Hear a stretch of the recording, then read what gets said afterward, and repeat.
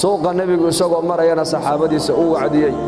qaabuuraha dushooda nebigu calayhi salaatu wasalaamna saxaabada uu ku wacdiyey maalin maalmaha ka mida nin dhallinyaro reer madiine oo dhintay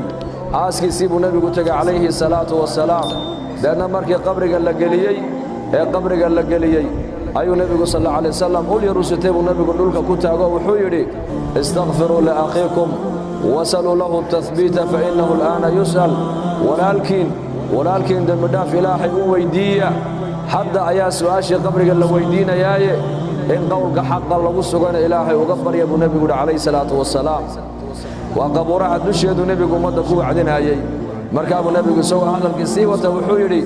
laba malag baa qofka qabriga dhexdeeda ku sugaysa deedna way soo fadhiisinayaan waxay weyddiinayaan 3 su'aalood man rabbuka man nebiyuka maa diinuka rabbigaagu kumuu ahaa baa la odhan doonaa ayaa ku rabbaynayey ayaa ku arsaaqaayey ayaad macbuud ka dhigatood caabudaysay ayaad baahidaadiiyo baryadaada u sheeganaysay man nebiyuka nebigaagu ayuu ahaa mucallimkaaga ayuu ahaayo ayaad dhaqan iyo maaragtaane iyo nolosha ku dayashadeeda ayaad kaga dayanaysay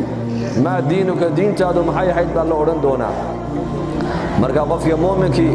ee adduunka dusheeda ilaahay ku soo caabuday ee adduunka dusheeda ilaahay ku soo yaqaanay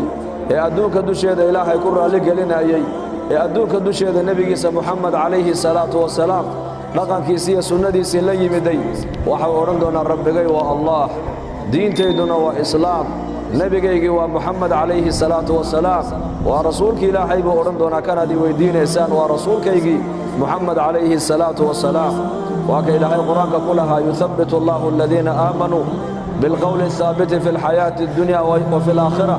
wayudilu allahu aldaalimiina wayafcalu allahu maa yashaa ilaahay casa wajalla dadkii mu'miniinta ahaa ee adduunka dusheeda ilaahay kaga soo cabsan jiray ee adduunka dusheeda ilaahay ku baryi jiray ee adduunka dusheeda ilaahay ku raalli gelin jiray dariiqa nebiga soo raacay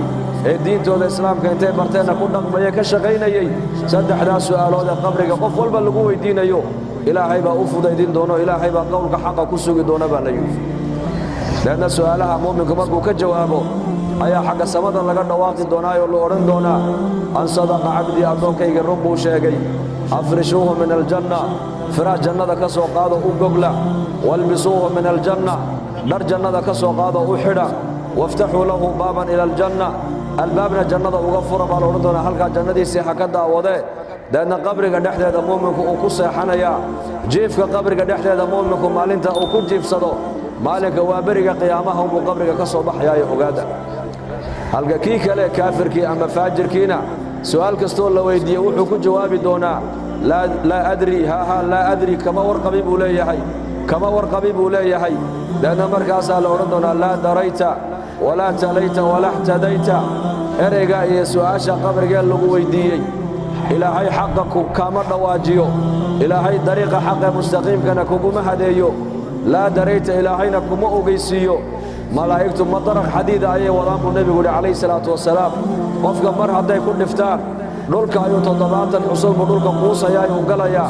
deedna inta uu ka soo baxayana madaraq ay soo qaadanayaan way ku celinayaan cadaabkiisa ilaa qiyaamaha waa sidaasuu rasuulku yidhi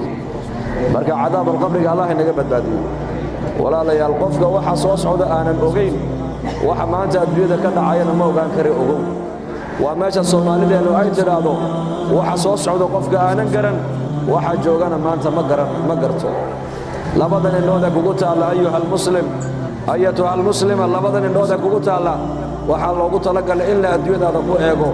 in la aakhirada ku eego meel dheer ka fikir oo ilaahay caza wajalla ha halmaamin annaasu niyaamun waidaa maatuu intabahuu dadku way hurdaan maanta way hurdaan goormay jeefkii hurdada ka kacayaan maalintay dhintaan ee qabriga la geliyo qof walba hurdada ka soo kici doonaa laa qabiil baa ku raaci walaa ubad baa ku raaci